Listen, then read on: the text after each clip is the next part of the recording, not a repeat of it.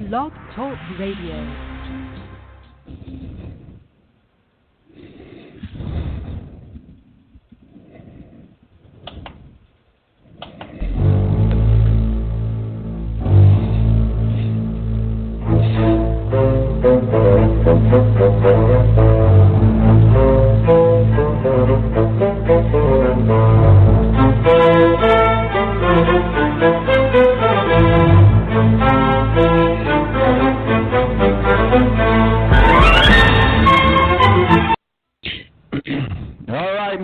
Welcome to the balance. My name is Tom-Marquis, El Presidente.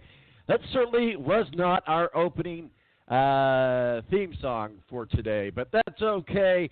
Welcome to the world of live radio. I tell you what, half my board is working today. After our show, I had a couple of weeks vacation. Come back, and it just, all hell's breaking loose. Well, anyway, my name is Tom-Marquis. El Presidente, you are my minions. You have stumbled across the #1 internet sports talk show in the world. And welcome to all of our affiliate radio stations across this great land of the United States. Hopefully we'll be joined by Matthew-Embury here in just a moment. Our official Indy Car contributor, going to be talking some Indy Car. And also, we got the 24-hour Le Mans getting ready to go underway. In fact, it's probably already underway. Certainly not as big of a race, if you will, as the 24-hour Rolex Daytona 24. But you gotta admire those 24-hour races, man. 24 hours in the race car. Of course, they change out drivers and all that. So we'll get into that. We'll break down what's going on with IndyCar with Matthew-Embury. Hopefully, he'll be joining us here. Now, he did tell me he was going to be joining us. I'm holding people to their word, or I will publicly shame you. But Matthew-Embury of Popular Open Wheel now. And then here in the next half hour, we'll be joined by Steve Wilson, editor and publisher of Speedway Digest. We'll be talking with us about the NASCAR world, what's going on in NASCAR. I believe this is an off weekend for them, and I believe it's also an off weekend for IndyCar. So lots to talk about there. Top of the hour, next hour, that's right. Internet broke this week. Andrew Luck throwing a football. Yeah, it was only a high school football, but hey, we will take it. So Matthew Hicks is going to be joining us. Also, grant-afseth is going to be joining us as well from the Kokomo Tribune. And certainly he's a college student now at Arizona State University studying sports journalism, so we always like to try to sneak him on here whenever we can. Bottom of the last segment is Mo from the BS Sports Show. And you know what? We're supposed to go to a commercial break now, but I don't see my commercials loading up here. So note to our affiliate radio stations, we are just going to kind of keep on rolling through, and hopefully we will go into a break. Just if you need to take a break, go right ahead and just rejoin us as we do that. Joining us now, Matthew-Embury, Popular Open Wheel now, our official IndyCar contributor. How are you, sir? Party is just underway, Tom. We just got the green flag to start the 24-hour journey known as the Grand Prix of Endurance, the 24 Hours of Le Mans. A lot of interesting storylines as we look for action over the next day or so. And certainly the question is, could Toyota finally win overall for the first time? And then there's a loaded GT Pro battle. Porsches look like the strongest in qualifying, but there's several other challengers within play. And certainly in the other two divisions, LMP2 with Jackie Chan's team coming so close to winning overall last year, and then GTEM. So a lot of interesting storylines as we get action going here just underway at Le Sarthe. Well, absolutely. I was just talking about that. These endurance races, man, they are something else. I know one of the most popular ones is the one in Daytona, the Rolex 24, but certainly the Le Mans 24 is also a big one. Talk with us a little bit about how these 24-hour races come together. I know it's a lot different than your typical race, if you will, Formula One, IndyCar, and NASCAR, whatever it may be. The 24 Hours of Le Mans is underway. It's an 8.47-mile circuit. And so talk with us a little bit about the 24 Hours of Le Mans. Big deal, this race. Obviously, it's an invitation-only race. Either you are a regular in the FIA WEC or you have earned your way into the field either by automatic qualification from last year's race, being a former champion of the European Le Mans Series, of the Asia Pacific, or IMSA.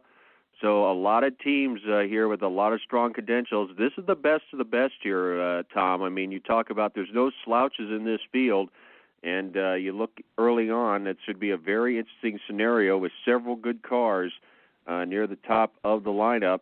I mean, we're even just a couple laps in already, and we have Toyota's leading the way, and then you've also got Porsche leading the way in GT Pro, but a long way to go. And as indicated, there are several interesting storylines as we draw underway in this event. Porsche trying to win this race with a 4-car entry in GT Pro. Ford also with a 4-car entry at GT Pro, and then you got a couple 2-car entries. BMW's back for the first time in 5 years. Corvette's trying to win the race for the first time in 5 years, and then you've also got Ferrari, and then Aston Martin dominated the race last year. They're absolutely last with their brand new cars in GT Pro, so it shows that you can't rest on your laurels in this event. Brand new car and all, Aston Martin is looking very average this weekend. And certainly this race is in France, and so talk with us a little bit about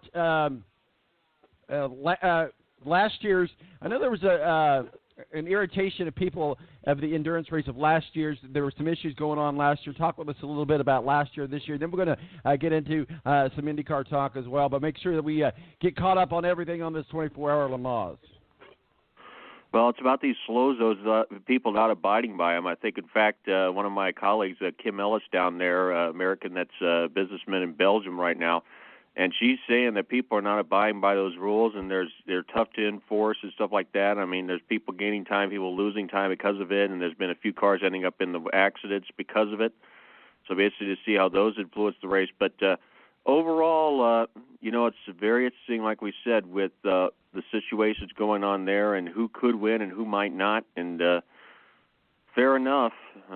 Obviously, not having Porsche there as a challenger to Toyota and LMP1 doesn't help things, but overall it should be a very interesting race with, as we said, 4 different classes on the track at the same time. And as we said, this is a very demanding circuit, with the circuit having 5 different times the LMP1s will exceed 200 miles an hour on a lap. So it's a very challenging layout, and certainly it is a reliability test as much as it is a horsepower test. Well, absolutely, and that's the thing about the 24-hour races. It is an endurance race. It's even though speed is important, and the most important thing is the endurance. How do teams prepare for a 24-hour endurance race? How do they strategically prepare? As we know, the temperature, weather, the daylight to night racing, tires, all of that comes into effect. What's the typical strategy for a 24-hour type endurance race like this? Well, there's a lot of parts that have to be provided. In fact, some of them have to be even shipped overseas. I mean, in fact, I think Corvette Racing actually barged one of their support trucks all the way across the Atlantic and then dropped it off and then brought it over to the track. I mean, there's a lot of people committing a lot of stuff to this event. I mean, it's not chump change. In fact, I think it's maybe even more costly for some of these teams than it would be for entering a car at the Indianapolis 500. I mean, that's just how much technical support is required for a race like this. And then you have teams that have brought in their own physicians, nutritionists, doctors, just to make sure the drivers are fully fit and ready to work. I mean, it is a loaded scenario on several different fronts for all these teams, especially the teams that are, the best off teams, the manufacturer-supported squads. It is a loaded security and a loaded bill, certainly, for those teams to run an event like this. We're talking with Matthew-Embury, our official IndyCar contributor. This is The Balance. We, for some reason, don't have access to our break schedule here on our end. So if you're if you need to take a break on our affiliate radio stations, just jump out, jump back in. and we're just going to keep on rolling down the road here. IndyCar, let's get into some IndyCar talk. Matthew, you and I haven't really talked since the Indy 500. We've had the Detroit race, the duels up in Detroit with obviously Scott Dixon winning one of those, and then we had the Texas race. Talk with us a little bit about the mid-season report card for IndyCar. Well, the main players are starting to get back up into the consideration. Obviously, Team Penske with willpower certainly is going to be a factor. Scott Dixon, who just picked up the point lead thanks to 2 wins in the past 3 events. And then you've also got Alexander Rossi there as well, also a contender. So it's going back to normal kosher. I mean, yeah, Dale Coyne won the opener. We've seen flashes of brilliance from ECR, Foyt Racing. But, again, it's the mainstay teams, largely from the Honda camp, that are starting to do things. And also, I got to say, a big bounce back from James Hinchcliffe last weekend at Texas. After failing to qualify for the last high-speed oval race, he posted a 4th-place finish at Texas. So clearly that Indy 500 demon is over with right now in terms of all the fans of the mayor of the Hidstown, which is always a good thing. Oh, yeah, absolutely. It was really disappointing not to see James Hinchcliffe in the big race this year. It just couldn't happen. And I kind of applaud Schmidt Motorsports. What they could have done, they could have put James Hinchcliffe in the other car, but they decided to do the right thing. And basically, I know that a lot of times sponsors and money and all of that come into play, but they did the right thing. So too bad that James Hinchcliffe couldn't get in the race. But, yeah, good to see him back in there. You mentioned Texas. There's a group of people, including the Texas Motor Speedway themselves, that would like to see their race after the Indianapolis 500. Thing is, though, keep in mind who's running the race between the 2 races, Roger Penske. And it's going to take a lot to move the captain from moving his race to another weekend. I mean, keep in mind, he is invested, and he is the sole promoter of that event in Detroit. So you really does IndyCar really want to alienate their main cash cow as far as a team right now? Because, I mean, he essentially and notably and admirably ran 4 cars to make sure IndyCar made up the numbers last season, and then they dropped him down to 3. So you look at the scenarios right there. Eddie Gossage, yeah. But the thing is, do you really want to alienate one of the teams that is probably your marquee team on the circuit? And that's the reason why that event is where it is. And I don't think IndyCar is going to move the Indy 500 or the Texas event to the week after Indy. Well, absolutely. I know we're only halfway through the season, so a lot to come into play. But I'm curious to hear your thoughts on things shaping up, obviously, with Newgarden, Rossi. We saw Alexander Rossi pick up the pole on one of the duels up there in Detroit. You got Sebastian Bourdais, who's had an incredible season and also an incredible run there at Indianapolis. Ryan Hunter-Reay.